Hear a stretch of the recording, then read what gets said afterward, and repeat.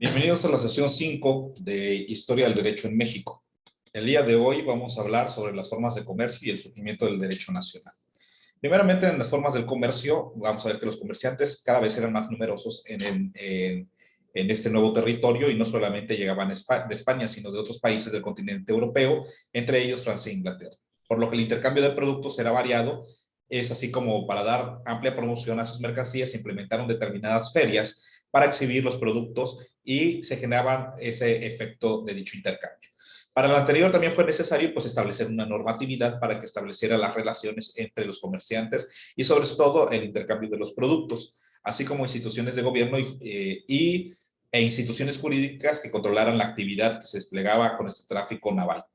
El régimen del comercio tenía disposiciones sancionadoras de carácter privado, porque esto era una actividad entre privados, y el comercio estuvo a manos de los particulares, por lo que la corona adoptó una política liberal en relación al tráfico mercantil entre los comerciantes de ambos continentes, así como surge el derecho a nivel global en el intercambio constante que había de determinados productos.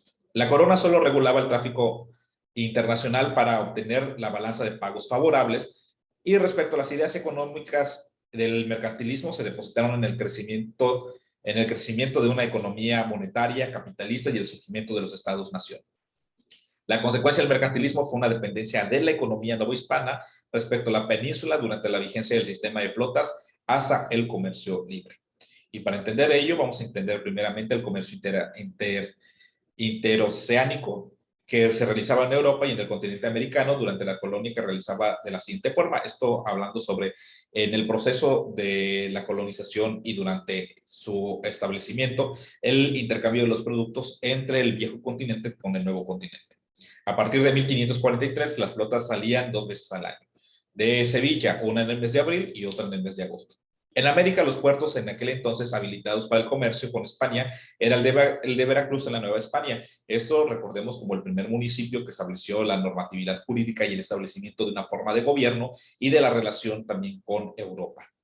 No todo el comercio hispano-indiano se realizó mediante el sistema de flotas, pues de manera ocasional se permitió la partida de barcos fuera del sistema, conocido como navíos de registro. El consulado y las ferias. Esto se trataba sobre un cuerpo colegiado que funcionaba como un tribunal para dirimir las controversias entre los particulares y como sociedad de fomento económico. Su principal tarea era justamente regular el comercio entre los particulares y entre ambos continentes.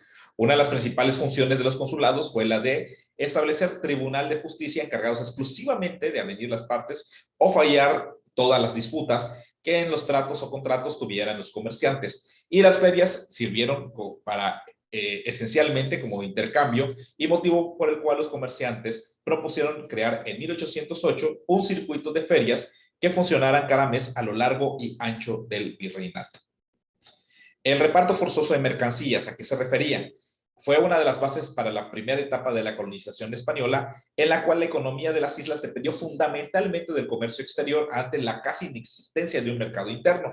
Eso determinando, pues, en el proceso de las islas, pues no había las particularidades climáticas para el establecimiento de determinados productos que se sembraran. Entonces dependía en gran parte pues, de los productos que ingresaban por parte de Europa o de la parte del continente americano. Para el caso del Perú se presentaron 2 trabajos y de conformidad con lo dispuesto en reales cédulas de 1574 y 1601, el repartimiento era un sistema laboral de adjudicación de la mano de obra indígena en provecho de los españoles, que a cambio de una remuneración ínfima obligaba y periódicamente a los indígenas a trabajar por temporadas. El régimen de comercio libre. ¿A qué se refería esto?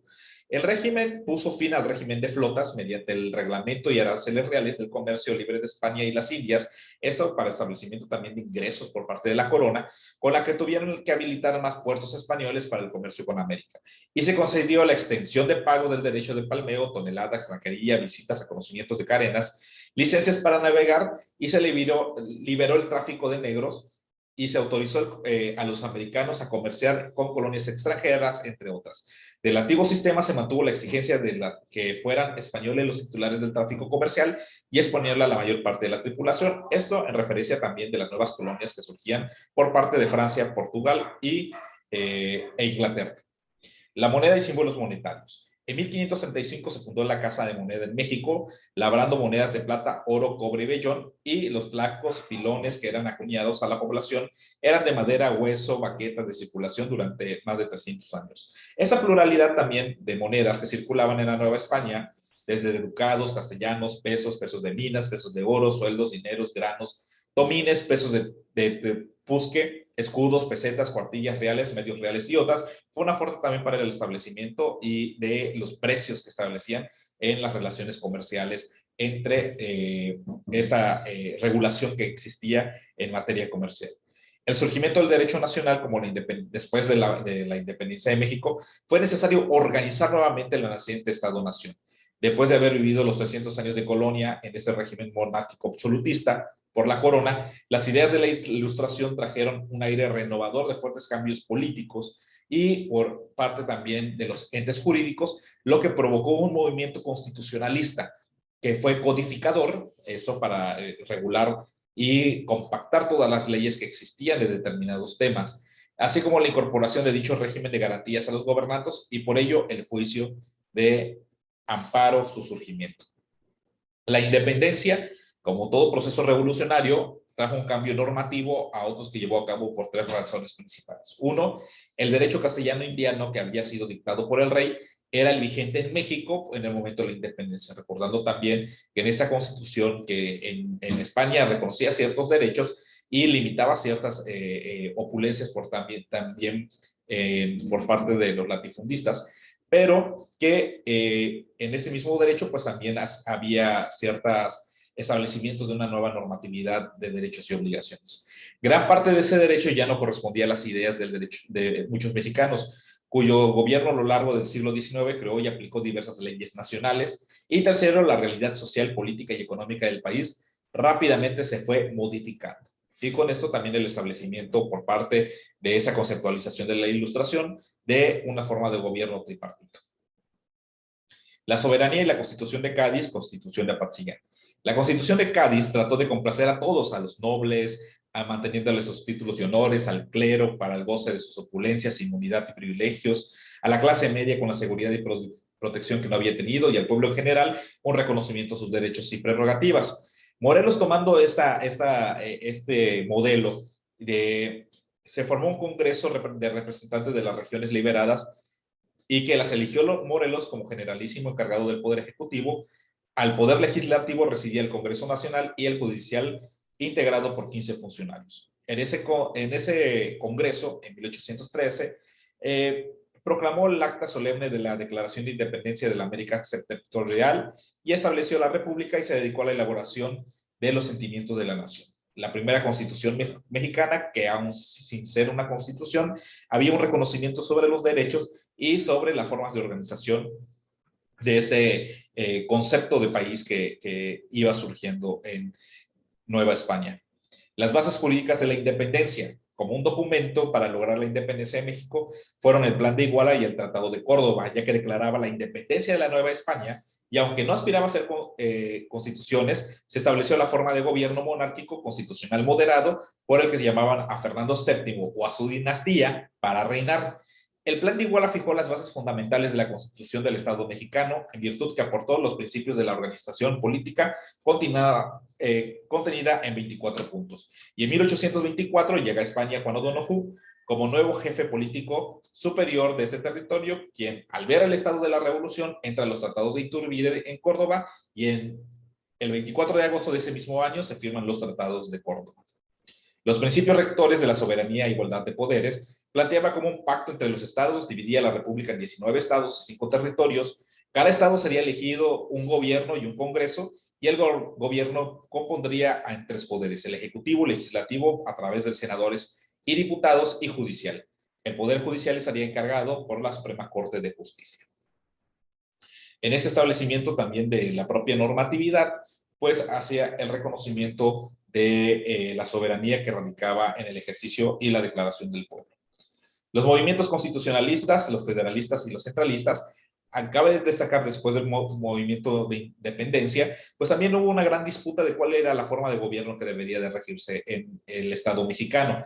Ese movimiento surgieron 2 formas de conceptualización de gobierno: el centralismo y el federalismo. En 1823 surge el primer nuevo Congreso Constituyente y en el cual la tendencia favorecía a los federalistas, por lo que decidió que la nación mexicana adoptaría un gobierno de forma republicana, representativa, popular y federal. Cabe destacar que en este Congreso estaban influenciados en la Constitución estadounidense y en la Constitución de Cádiz, ya que estaban luchando en contra de las tradiciones de organización de corte centralista que había imperado en México desde antes de la llegada de los conquistadores. En ese Congreso Constituyente, que era disuelto lo anterior y en razón del cual era urgente contar con un texto constitucional, y la Comisión Constituyente preparó el acta constitutiva que contaba con 36 artículos y fue presentada en 1823. Después se debatió y finalmente en 1824 en el nombre del Acta Constitutiva de la Federación Mexicana como anticipo de la propia Constitución y asegurar el sistema federal.